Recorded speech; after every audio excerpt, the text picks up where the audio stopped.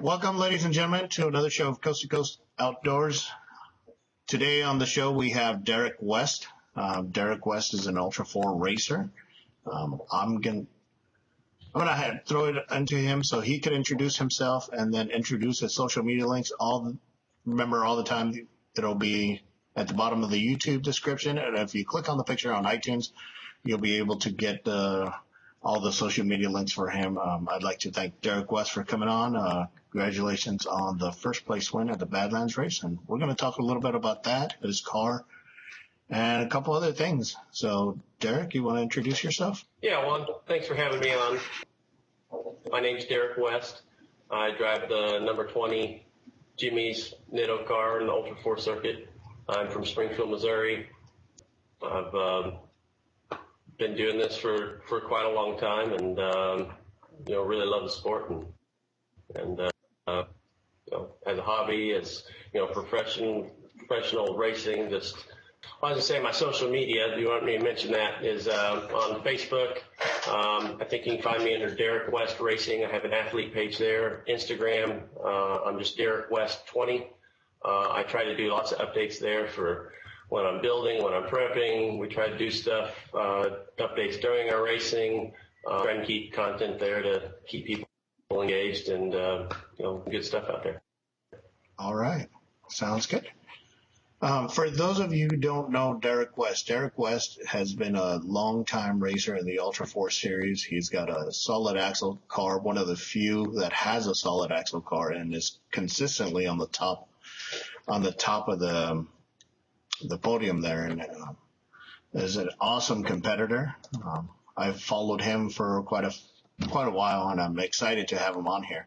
So tell us a little bit about how you got started into the Ultra 4 racing series and what kind of some of your accomplishments have been, maybe some of your top spots, your highlights of your races. Yeah, so I got started back in, I started off-roading when I was 16. My dad bought me a Jeep. We actually traded for it and fixed it up together. I started getting lockers and that sort of thing, and at the time I was ATV racing, and that went on for a while, and then I realized, man, one screw up on this ATV and I'm going to hurt myself, and I'm going to go bankrupt because I can't, do anything to, make money. And so I kind of switched over into Jeep racing back in '02. So out here they've got lots of wood racing events and some different things here. And then Vent came along. I think at the time it was called Cow Rocks, which is now basically the We Rock. So we started doing that with the Jeep. We went, I think we did that for 3 years, undefeated in the regular season. Kept coming up just shy in the world championships and national championships. And then we finally won a national championship for rock crawling and We Rock in the stock modified. Then I decided that it was time to go ahead and move up, so we got into a buggy. So we worked with Jimmy's 4x4 and got a Pro Mod car. Came out and, again, dominated the Pro Modified class, winning multiple events, winning the series, and also went on to win the national championship of We Rock that year. I think I also won the Eastern Championship in XRA as we started getting into that as well. So we're having phenomenal years with XRA, We Rock. I did Mo Rock, basically anything that I could fit in, I did. So then King of the Hammer started coming about, and didn't know a whole lot about what it was because it was a Western thing. I'm from Missouri. So I had a couple of those races, and then Dave actually called me up and invited me out. So I took that car out there and we competed, and I want to say that was '08 or '09 was my first year at King of the Hammers. But that kind of spun that. So then after that, they started having Ultra 4 series. They had a circuit across the country I could go to. So I went back to Jimmy's again and say, okay, we've got this car that we did rock crawling with and XRA, but it really doesn't fit what we're doing here with King of the Hammers. I think I had a 11 or 12 gallon fuel cell. So I just couldn't hold enough fuel. I was on air shocks, and that's when coilovers and bypasses and longer wheelbase and wider and all this stuff was coming about, and my rock crawler, just didn't fit it. It also had a V6, so we, wanted to start up on our power, but so that's when we built, a new car specifically for KOH. Which was in 2010. So 2009 was my first year at King of the Hammers. But we came out with that brand new car and did a third place finish. We've been racing everything that we can since. And then now that was, 5 years ago, and now I've got another new car.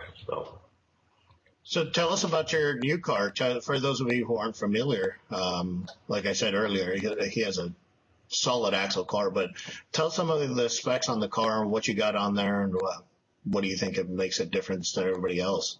As far as what makes it different, this is a 2-inch chassis, so there's not a lot of cars out there with that. We decided just to go ahead and make the step up to that now, and then we don't have to worry about our weight and all that. So I've got some things on this car that probably are a little heavier, than what I've had in the past. But I've got a Show Me Speed LS3 that's got an Edelbrock supercharger on it. So we're making a whole bunch of horsepower, where before I wasn't making a bunch. I've probably got almost twice as much horsepower to the tires as what I did in my last car. So we made a big step up there. Running a Jimmy's Turbo 400. In the ATI super case. Got a Hero 3-speed transfer case. That was another new thing, which is a little bit bigger, a little bit heavier than what I was running before. So, we added some more weight there. But I felt I really needed the strength of that case, and I really like the gearing. So it gives me some selections. I've got a 2.5 low range and a 1.6 mid range, and then the 1-to-1 high range. But as far as the differentials, I run the Mega high nines. I've kind of got them figured out where I can make them last. We're putting a ton of horsepower and torque to them, and having great results with them. I'm running the high pinion in the front and the rear. I've got the Spider Tracks 10-inch housings. It's their Chromoly Pro Series. I run their knuckles, their axle shafts, everything. And, Spider Tracks, they just make the best stuff. It looks good. It works good. The company's just great to work with. And, that's trying to, for a solid axle car, I think that's the best you can do to try to keep your axles light, is use their stuff. Okay. I've got their ultimate unit bearings. So that's a little different. I was running their Pro Series hubs before, which are a little bit lighter weight. But their ultimate unit bearings just hold up great. I don't have to worry about servicing them. This past weekend, I know several competitors that had, something different, and they had hub problems. So these Spider Tracks, they just hold up, and they work. So Spider Tracks makes those ultimate unit bearings? Correct. So, I believe it's all their creation and their parts. Okay. It's not taking a Ford unit bearing or whatever and re-drilling it and that sort of thing. That's awesome. It's something they're making. So then I run the 40-inch Nitto tires. I've been on those for 4 or 5 years now, and just an excellent tire. Not only a great tread design that's predictable and works great in all conditions, they're just super tough. So that's a big deal when you're trying to push as hard as you can and just not have flats. Flat is downtime. It's potentially you can't get to the finish lines. You got a flat tire. I run the KMC wheels. Been on those for 4 or 5 years. But I've got trailing arms, which I didn't have before. So I run Radflow shocks. We've stepped up to a little bit bigger shocks all the way around. So we've got the 2.5-inch coilovers versus 2-inch on the last car, 3-inch bypass shocks. So I've ran those since the minute I got into a buggy. So that's gosh, I'm 7-8 years on Radflow shocks. I've never had a problem, assuming I didn't wreck and just rip it off the car. Oh, okay. All right. So they've been real good, but other than that, it's I did a 44-gallon fuel cell. So that's a big change from where I started. That 11, 12-gallon cell. Now I'm up to 44, and the funny thing is now I'm at 44. I thought that was too big, and now I'm still pushed at do I have enough fuel? We've got this running on E85, so it uses about a third more fuel. So, this past weekend, they bumped the race from 2 hours to 2.5, and I just really don't know what the fuel mileage is, so it forced us to pit and take on some fuel just because we didn't know. Yeah. But, no, other than that, the car's a little bit wider. It's a little bit longer. And, as far as the solid axle part of it works so great at some of these East Coast races, Attica, Indiana, in the woods, in the trees, it's the perfect car. So it probably hurts me a little bit when I go to the short course arena. I've got we did the Stampede and fixing to go to Glen Helen, and then be another one in Sturgis, Kentucky, and that's maybe where it holds me back. And so I'm trying to learn myself how I can drive the car and what changes I can make to the car to make it handle better and corner better, and see what I can do to start creeping up on the fast guys in the IFS stuff. Okay. Yeah. Well, it sounds like, you still hold your own with everybody else. So, there's obviously you're doing something right. You talked a little about the series you run and stuff. So what are your current standings on the series, like the Ultra 4 series? What are you standing at? National, East Coast, and all that stuff. Yeah, so after this past weekend, we'll have 3 races down for the National Series, which puts me currently in first place. I'll be first place in the Eastern Series, and then I am third in the Western Series. So we're doing real good. Awesome. That's awesome job. Tell us about the Badlands Race. I think people want to hear about how you did, or what were some of the challenges, and how the race went overall. So kind of take us through the whole race, and then, we'll talk a little bit more after that.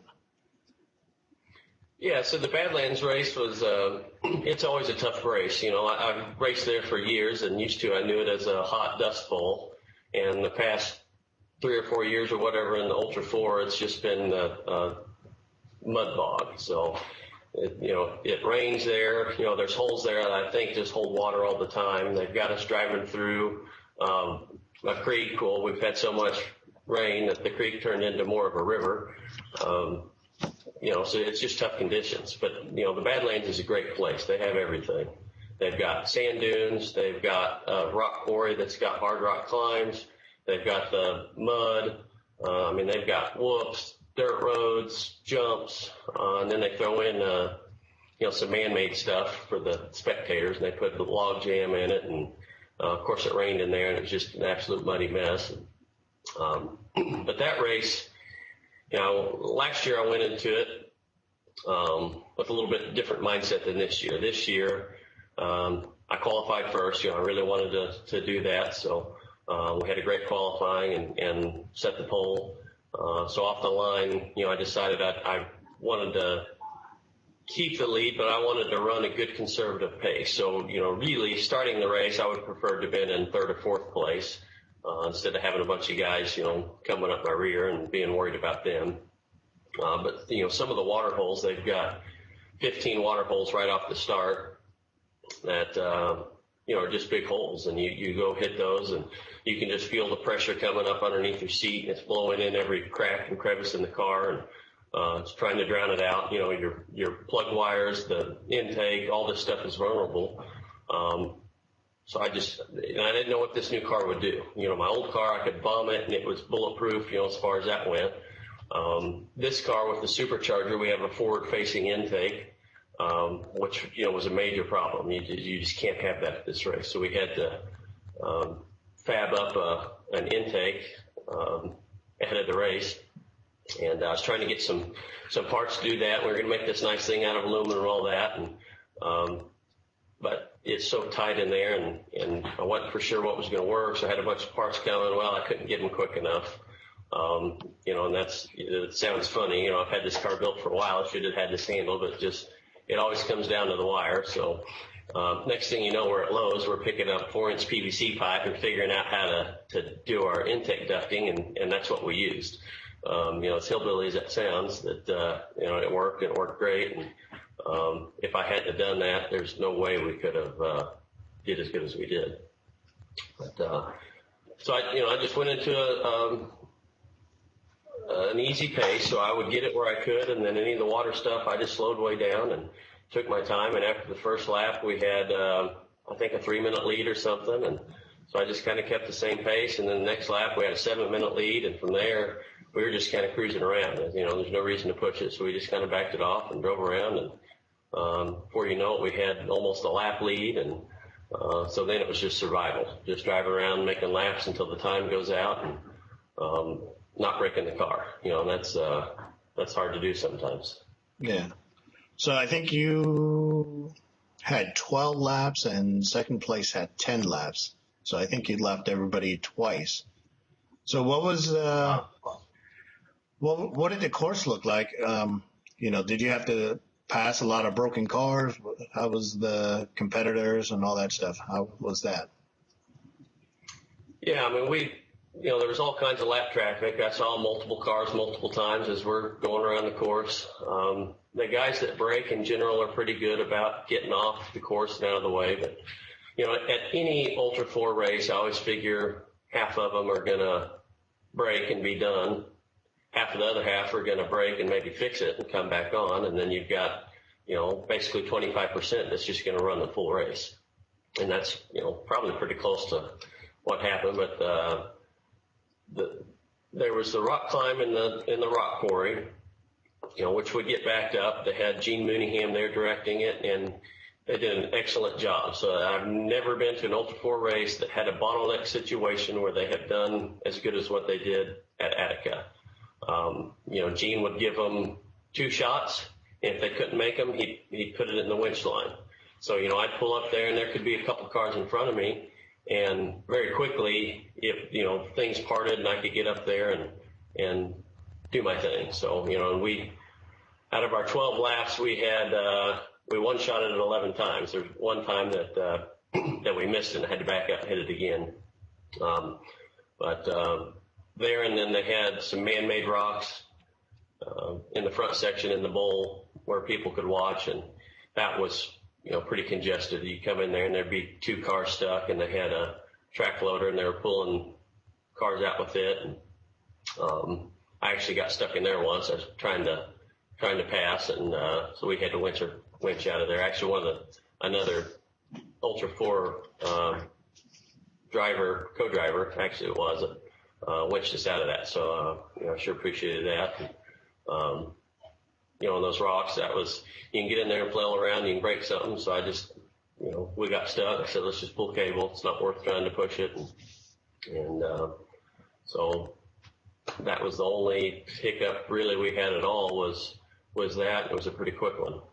Oh, all right.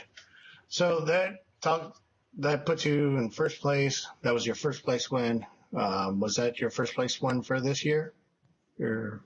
As far as Ultra 4 it is. Yeah, so I've done some other stuff where we've got first. I did a dirt riot in Alabama. We won it. Did a standalone event called Madness of May down in Arkansas. We won it. I guess we did some exhibition stuff at the Unlimited Off-Road Expo in Louisville, and won some stuff there if you get that. But it's been a good year. So, okay. So you went to, so you also do the Dirt Ride series. What events have you done for Dirt Ride? Which ones have you gone to? You said Alabama, and was that the only one? Yeah, so we did, I'm trying to remember where that was, Jacksonville, Alabama, I believe it was. So we went down there and raced that. I had actually had plans to go to Crandon, Wisconsin and run that race. So we went there last year, just had an excellent time. It's just a wonderful facility. It's just, my family went with me last time. It's just a great place to go and hang out, and they've got a lake there, and, so you can kind of go and relax. But Jason Shipman and I battled out there last year, and I just could not keep up with his IFS car. And, so this year I really wanted to go back with my new car and kind of see if I could settle the score and see how this thing would keep up with an IFS course. As far as the short course, but then it also had a kind of a backwoods section. So, the ultimate, the Unlimited Off-Road Expo was that same weekend. I had a car I had to have in a booth there. Nitto Tire wanted me to be there in their booth as well. So I wasn't able to make that Crandon race. Okay. So you told us what you came out here for the Stampede out here in California and stuff. How was that race? I know that's usually a popular race and there's a lot of cars and stuff. So how did you do in that race, and how did that race go for you? Yeah, so the Stampede was pretty tough for me. This car, I was really used to how it handled on certain surfaces. I got to the Stampede out there, and I wasn't quite used to, I guess, a man-made track. So they were able to till the course, they water it. They may put some additives down, but it's really sticky stuff. So you hit the corners, and it sticks, and I'm just not used to short course. That's not what I've done. I've done a couple of them here and there. But I knew I had to be fast to keep up with the guys in the lead. So, I was out there pushing it in practice, and I ended up rolling twice in the corners, trying to figure out the blue groove, trying to figure out the fluff on the outside. So I dumped it twice and ended up really not being able to learn the course as good as I should, because we had 2 practice sessions and I rolled in both of them. So I figured out real quick to be careful in the corners. But in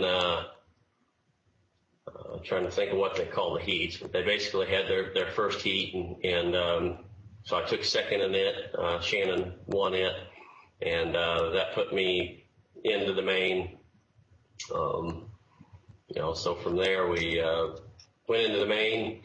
There's a bunch of fast guys there, so you had Lauren, Shannon, Farabani. He's got a fairly new car with a great big motor in it. Tom Ways, just a whole bunch of fast guys with IFS cars. So I think I was in the 3rd row back, I believe. But I took a look around. There's all IFS cars in front of me, all IFS cars behind me. And, so I thought, well, I must be doing all right if I'm up here with this solid axle car. But so off the start, I think I jumped up to, fourth. I think I was in 4th place right off the start. Andrew McLaughlin was in there too. So I was able to get around him, and Waylon Campbell was right beside me. So jumped up and was following Paravani, Shannon, and Lauren, and went around for a bit. Paravani caught on fire and he was out, and basically started, a battle from there. So that was 12 laps of that course, which is, I don't know, it's a 1.5 miles long or something, which is pretty rough on cars. You're pushing it as hard as you can go. And, again, I just was so nervous. They had a great big whoop section, and I didn't know how my car could take it. The whoops were 40 foot apart, and they're a couple foot high, and so I was slowing down pretty good through there. I was slowing down all the corners so I wouldn't roll. But anyway, just kind of hung in there. Some of the guys would sneak up back behind me. Ways, he was catching me, and then he rolled in the corner, I think, and Levi Shirley, he was catching me, and then he had some problems, and so I was just kind of hanging in there. Lauren and Shannon, they really just ran off and left me. So I ran third place for most of the race. And in the last lap, we caught some lap traffic there in the rocks and kind of had to wait on them. And then I was following them around, and Waylon was catching me. And so we went through the whoop section, and he actually passed me through that whoop section as I slowed down. And I was able to outmotor him on the back stretch.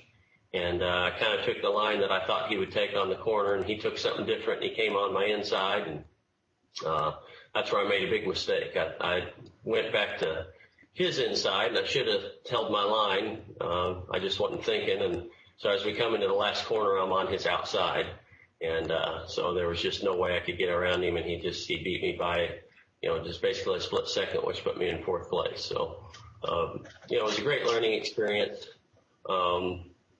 If I'd have just got fourth place, I'd have been happy as can be, but the fact that I was so close to having third, that was pretty upsetting. But all in all, I'm very green at short course, and so I learned a whole lot, and I'm going to take that into Glen Helen, and I'm going to see if we can push it and get on the podium. All right. Yeah. So tell us a little bit about the plans you have for this year. Where can people see you? What races will you be going? I know you said Glen Helen. What other races are you going to be going? Or is there any other places that people can meet you and see the car and things like that? Yeah, so I'll be doing all the Ultra 4 stuff. So we'll have Glen Helen as our next race. Then we go to Sturgis, Kentucky. After that, I think I'll be in Fallon, Nevada for the Fallon 250 Desert Race. After that, we'll be in Hot Springs, Arkansas. Then Reno, Nevada for the Nationals. So I'll be all those places. It looks like we're going to have the car out at SEMA. So we'll be doing some stuff out there, probably with North Star battery. And then if I can fill in some events in between, I would certainly like to. So there's a dirt ride actually in Sturgis, Kentucky, a couple weeks before the Ultra 4 race that I'd really like to hit, but it's going to be so tight, I don't know if I can make it or not. Okay. So tell us, I know that you mentioned a couple of your sponsors, but who are some of your sponsors? I know you said Edelbrock, or is Edelbrock a sponsor of yours? Or? Yes. Okay. And then you got Radflow. Who are some of your other sponsors? Well, Jimmy's 4x4. I mean, he's been with me since I started in this buggy stuff. And he's just absolutely crucial to my program. I could not do this without him at all. It takes a whole lot of money or a whole lot of help to be able to compete at this level, and I don't have any money, so I sure appreciate all the people that help me, and I couldn't do it without them. And Randy and Cotton at Jimmy's 4x4 have helped me so much, and they help me with my builds and just introductions to people. It's all about who you know, and they've just been a great help to me, and I sure appreciate it. But, Nitto Tire, they're a great partner. Not only do they make a great product, that's what I run on my race truck and my street trucks. They just really make a great tire, and they've been a great supporter. North Star battery, KMC wheels, Spider Trax axles, Radflow, which you mentioned, Edelbrock, Show Me Speed, Slime, Rugged Radios, FK rod ends. I've got a slew of great sponsors, and when I go into looking for a sponsor, it could be that I'm buying their product first because I think it's the best, and then as we gain a relationship, and if I've got the ability to do something with them, or it works for them, it works for me, then we work together. And so that's kind of how I've modeled what I do. But Brannick, Stan Haynes is, I've been racing with him for a long time, and he's not only a great guy and a competitor and a friend, but we also work together, so that's been a great relationship. All right. Again, if you want to get a hold of Derek West and his team, he's on Facebook as Derek West Racing. That's on Facebook. If you want to go on the Instagram, you can go to Derek West 20. Again, we'd like to thank Derek West for coming on. I think we're out of time for this episode, but if you ever want to come back on the show, you're more than welcome to come on the show and talk to us about your racing and things like that. Get into some other stuff also. So thank you for coming on to the show. Yeah, thanks for having me. Just anytime, I'd be happy to talk with you.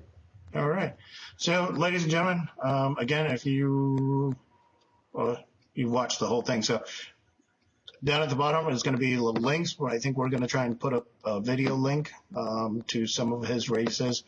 Do you have a YouTube page, or do you don't have a YouTube page? Yeah, I've got a YouTube page. I think it's under my name, Derek West, but most of my videos come from other sources. So I've got some under Nitto Tire and Sightline Images. He's helped me out with some videos, which is Smug Mug, which we'll probably put a link for those. So, but yeah, YouTube, just search my name, and quite a few of them pop up, and they come. I mean, We Rock, XRA, King of the Hammers. There's just all kinds of different stuff in there from years past. All right. So this is a great competitor. You guys should really go check him out. Check out his car. Check out his products he uses. Obviously, he's doing something right. Obviously, Jimmy's 4x4 built him a great car that he's continually on the top and stuff. So, all right, guys. Everything is going to be at the bottom of the YouTube description. Click on the picture if you're on iTunes. This is Coast to Coast Outdoors. Thank you, guys.